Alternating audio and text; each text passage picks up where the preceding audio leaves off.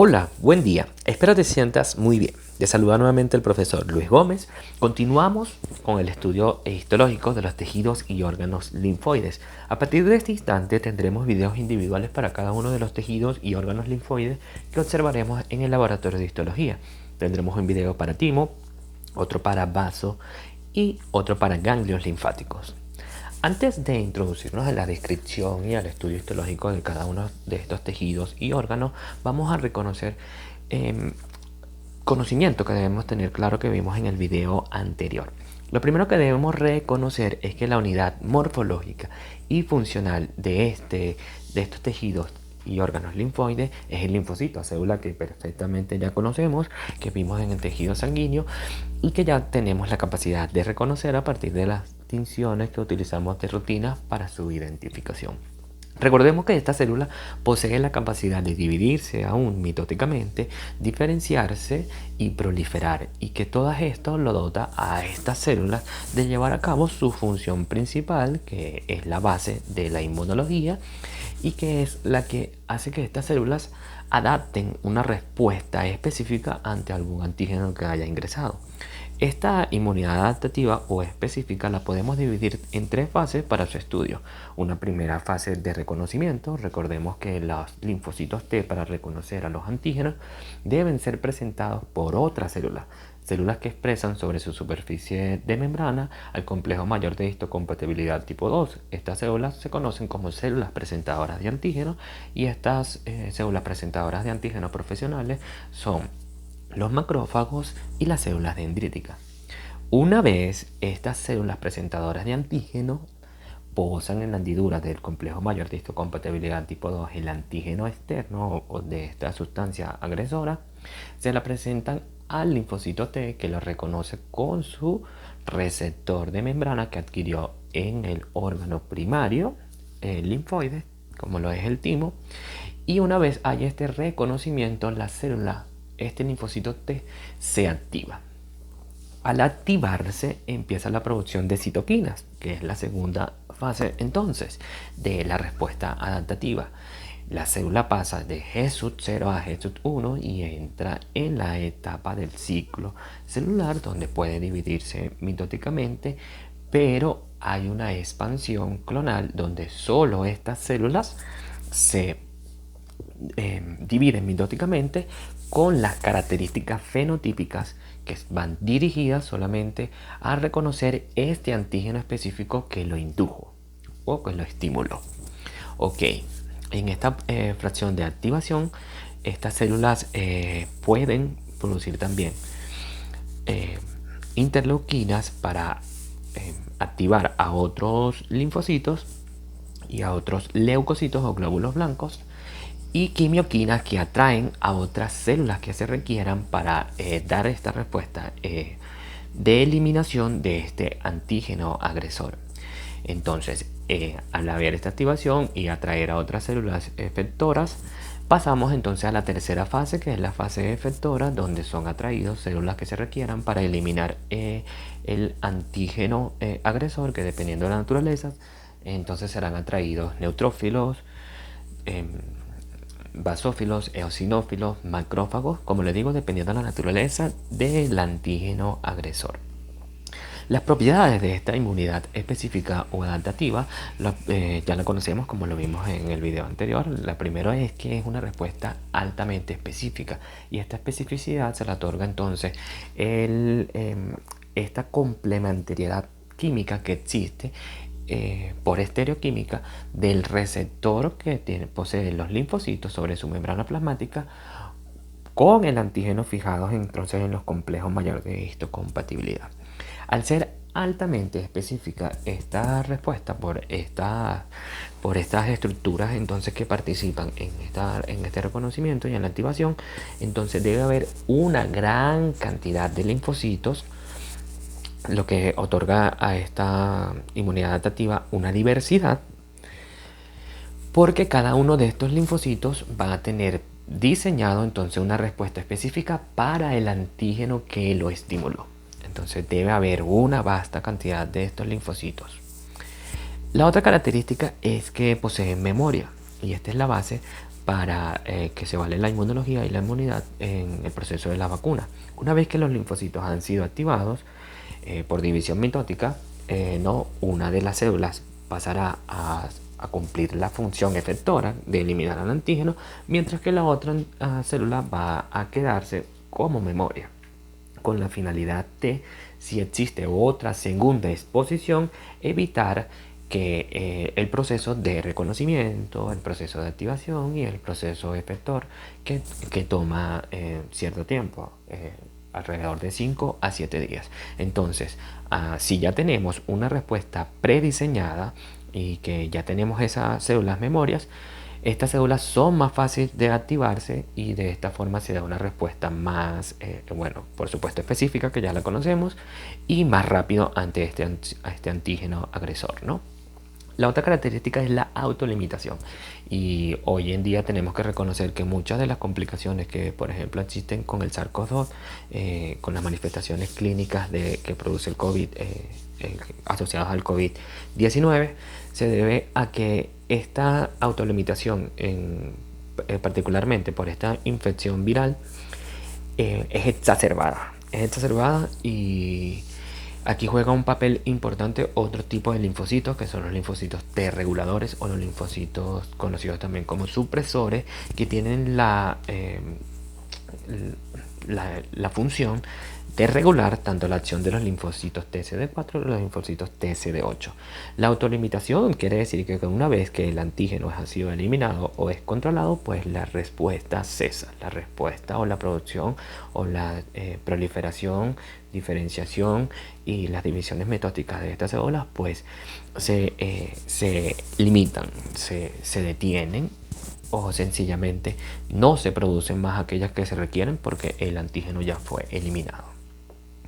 Cosa que se ha visto que en el SARS-CoV-2 esta regulación no funciona adecuadamente o no tiene este proceso de autolimitación porque es tanta la estimulación adaptativa ante tantos antígenos que presenta este virus, ¿no?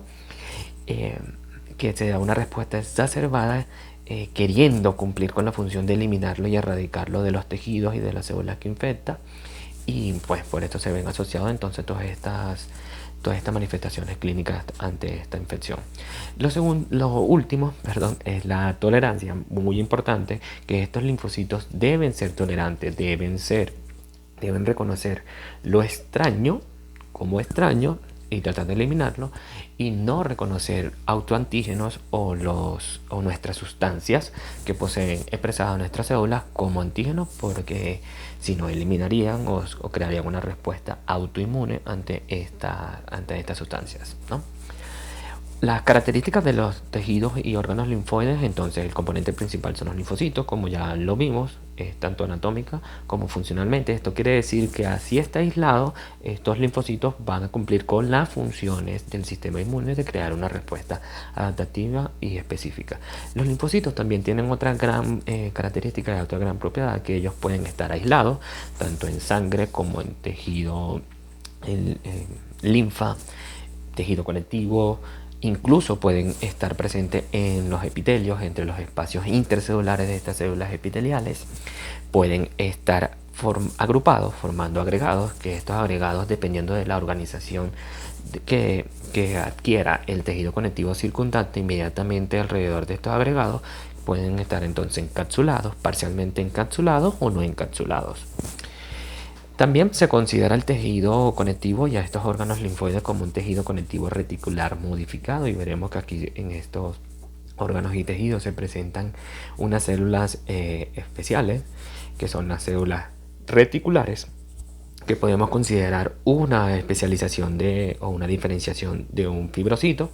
Estas células tienen la característica de formar redes, ya sea con sus propias prolongaciones y con la producción de las fibras reticulares, formar también una red con estas fibras colágenos tipo 3. Entonces veremos que en los órganos secundarios se forma una doble red o un doble entramado entre las prolongaciones de las células reticulares y las fibras reticulares que producen estas células, y veremos que en el caso del timo se forma solo una red celular formada solo con las prolongaciones de estas células.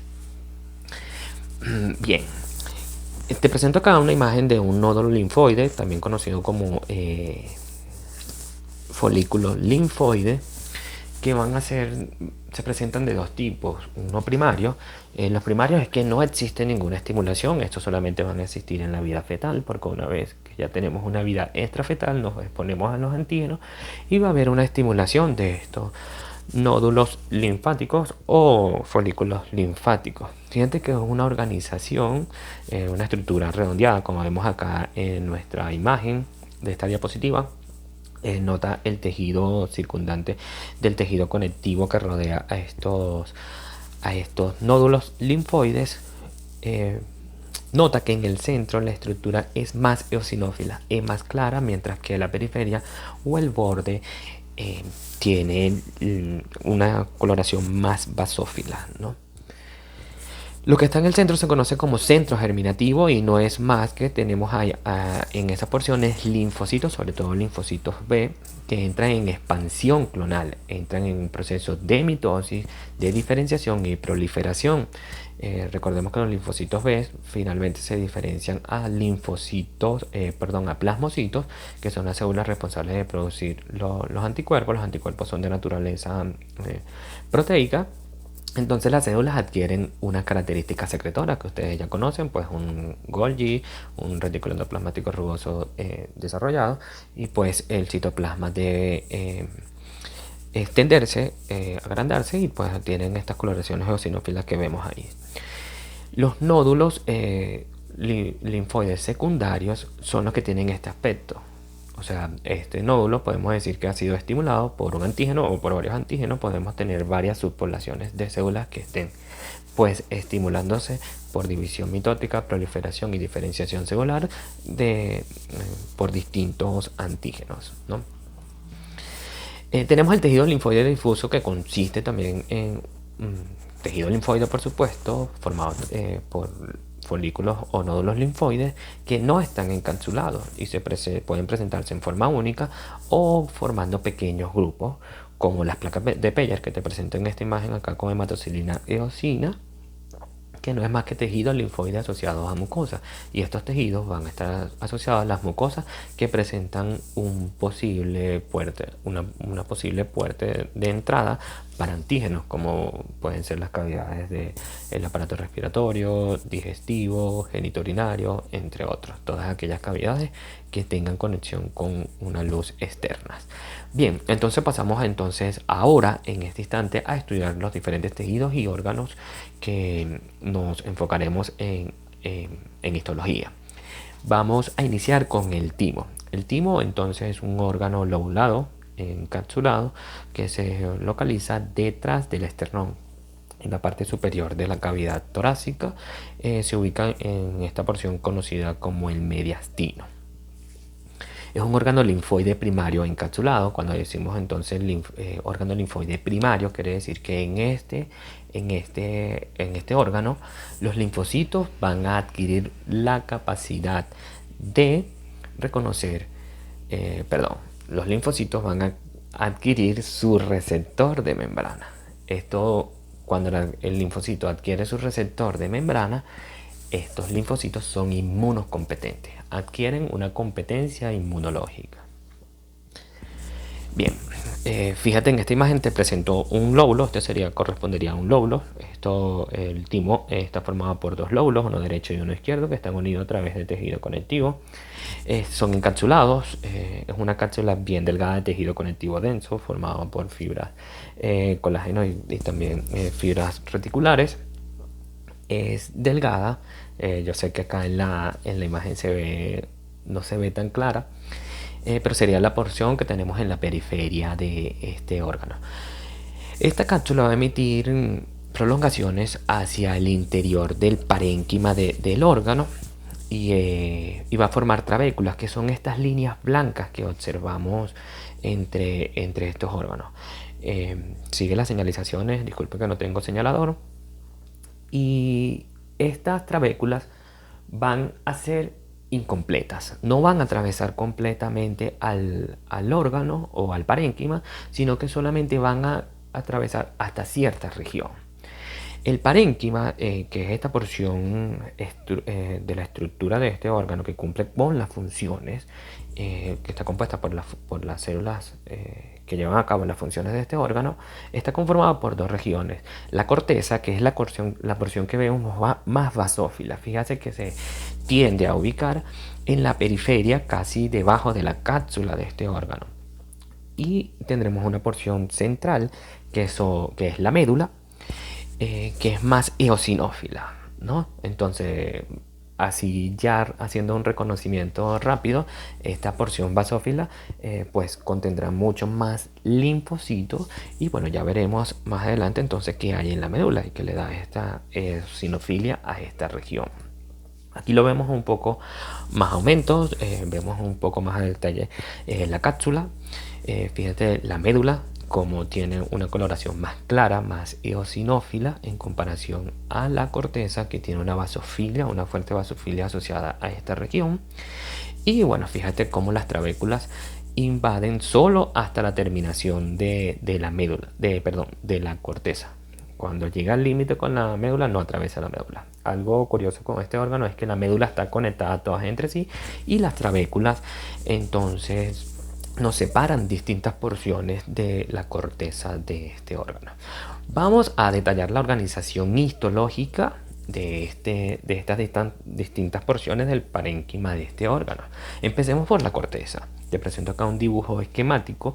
Reconoce la cápsula que vemos acá en color rosado, las trabéculas que invaden entonces hasta la porción de la corteza, y tendremos ese espacio ahí en la corteza, que sería esta región del parénquima que vamos a describir histológicamente en esta imagen.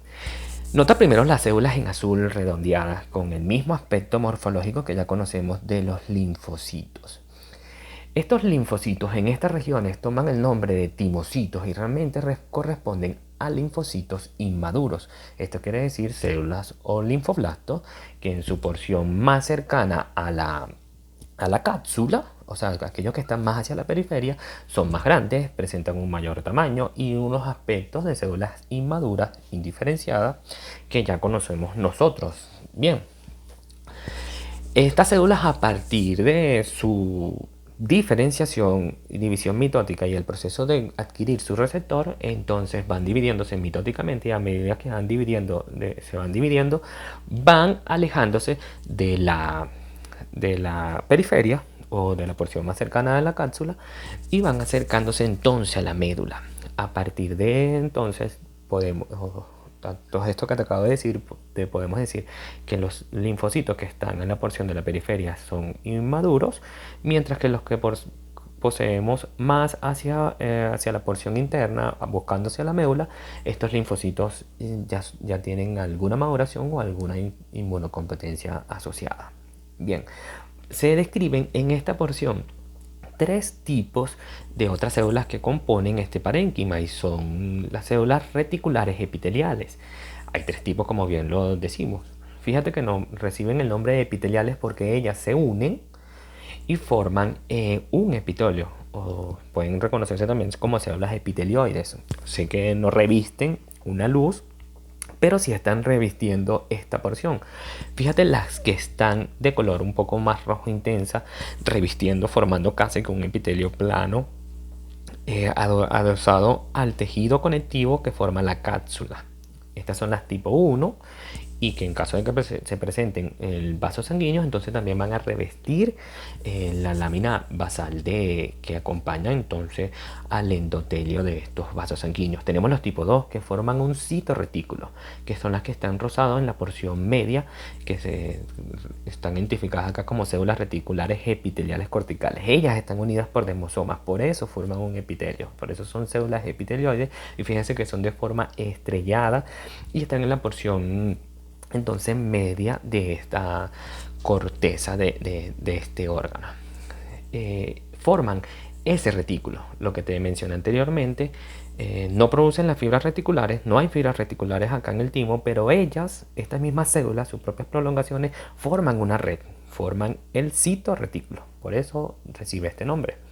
Y finalmente tenemos las células reticulares epiteliales tipo 3 que aíslan la corteza y la médula, que serían estas células que fíjense que estructuralmente tienen la misma morfología estrellada que las células reticulares tipo 2, pero fíjense que dependiendo de su función y su localización reciben unos nombres. Estas células se encargan de aislar la corteza de la médula. Pasamos entonces a la médula, que sería la porción que vemos acá en rosada, por supuesto después de las trabéculas y de la corteza acá. Nota que lo primero que llama la atención es que en la corteza hay mucho más linfocitos, y a eso se debe la basofilia, y fíjense la cantidad entonces de linfocitos que hay en la médula. Y esto se puede ver un poco a que no exista tanta basofilia asociada en esta región. En esta porción del parénquima del timo, entonces también hay otras 3 células reticulares epiteliales que cumplen con unas funciones. La tipo 4, que tendrían las mismas características de la tipo 3, pero que se ubican ya hacia la médula y cumplen con la misma función. Aíslan la corteza de la médula. Los tipos 5 forman el citoretículo, pero esta vez en la médula. Y por último tenemos a las tipo 6, conocidas también como corpúsculos tímicos, que son los corpúsculos de Hassall, que no son más que células reticulares que se unen de forma concéntrica formando una estructura en espiral que te presento acá en mayor aumento en esta diapositiva. Como te dije anteriormente, reciben el nombre de corpúsculo de Hassall. Y fíjate que tienen algunos histólogos lo describen como forma de rosa, pero bueno, para mí tienen unas formas como espirales, son concéntricas. Fíjense que se enrolla. No se le ha visto, no se le ha asociado una función, porque aún no se tiene claro cuál es la función de estos corpúsculos de Hassall. Solo es que la evidencia de que esto lo identifiques en un tejido quiere decir que estamos entonces en la presencia del timo. Estas estructuras histológicas solo se presentan en el timo, y sería entonces una estructura que nos ayude a identificar este órgano. Es importante entonces que tomes las características de este órgano, de esta estructura histológica, la trates de identificar en el laboratorio, porque de esta forma el mismo tejido pues te hace evidente de que está ante la presencia del timo, por supuesto en la porción medular del parénquima de este órgano. Vamos a pasar a un poco las funciones del timo y de cada una de las regiones. Dijimos que es un órgano primario linfoide. Esto quiere decir que en este órgano entonces los linfocitos T adquieren su receptor y su inmunocompetencia. Esto lo hacen por 2 fases, una de selección positiva que se lleva a cabo en la corteza y una de selección negativa que se lleva a cabo en la médula. En la corteza, las células son seleccionadas de forma positiva. Esto quiere decir que si el linfocito T reconoce al complejo mayor de histocompatibilidad tipo 1 y el tipo 2, que son presentadas por las células o el citorretículo que forman las células epitelioides reticulares, entonces estas células sobreviven. Lo que es lo mismo, entonces, las células que se pegan o se adhieren o reconocen a estos complejos expresados por estas células reticulares que forman el epitelio, entonces estas células sobreviven. Aquellas que no lo reconozcan, las células mueren por apoptosis celular. Y aquí tendremos entonces a macrófagos que reconozcan a estos linfocitos que no hayan podido discernir o identificar a estos complejos mayores de histocompatibilidad y son eliminados.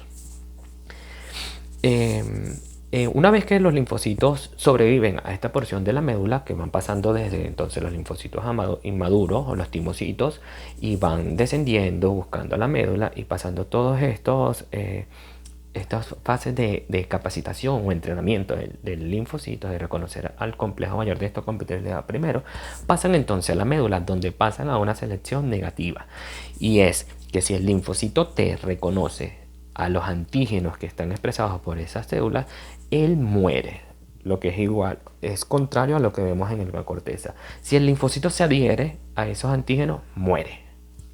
por apoptosis celular porque está reconociendo a un autoantígeno, o serían los antígenos que nosotros tenemos naturalmente y que serían nuestras estructuras propias. Estos antígenos son expresados por las células reticulares epitelioides, las tipo 5 si mal no recuerdo, que se expresan entonces en se presentan en esta región de la médula.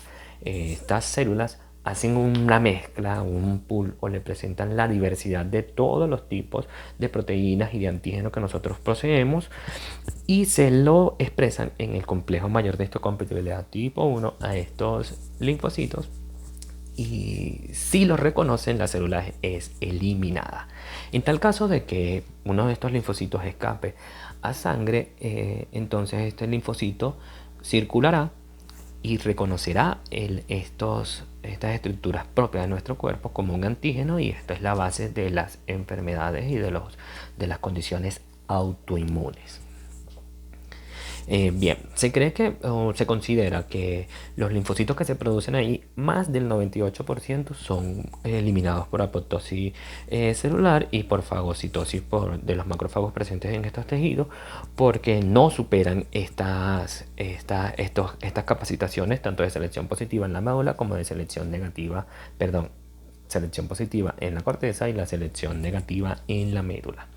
Entonces, acá te presento otra lámina de las funciones. Primero la capacitación, la liberación de los linfocitos T, que serían liberados directamente entonces en sangre. Y también importante, para que se lleve a cabo esta capacitación y esta estimulación, división, proliferación de estos linfocitos, y en todo este proceso adquieran su receptor de membrana, se requieren de hormonas que se funcionarían como hormonas con acción paracrina, que estimulan entonces o brindan un microambiente para que se lleve esta capacitación y liberación en estos tejidos, sobre todo la capacitación dentro de la corteza y la médula.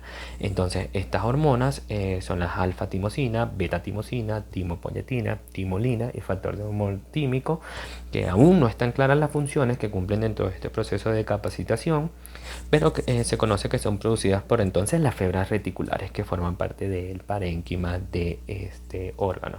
Es importante también reconocer o resaltar que en este órgano, el timo, existe una barrera hematotímica formada entonces por el endotelio, la lámina basal del endotelio y las las células reticulares, que hacen que no cruce ningún posible antígeno que esté en sangre, para evitar que esta capacitación no esté manipulada o que no esté contaminada con antígenos que puedan venir de sangre. Otro aspecto importante es que el parénquima de este órgano no posee vasos linfáticos para evitar de que no lleguen antígenos por vías linfáticas hasta esa porción del parénquima. Bien, finalmente el timo sufre un proceso de involución fisiológico natural y normal a partir de la pubertad. Una vez que alcanzamos la pubertad, el timo empieza con un proceso de involución, como te digo, natural.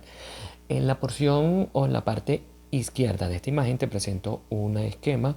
Vemos la médula en rosado, la corteza en rojo, y en amarillo o anaranjado vemos el tejido graso o los adipocitos.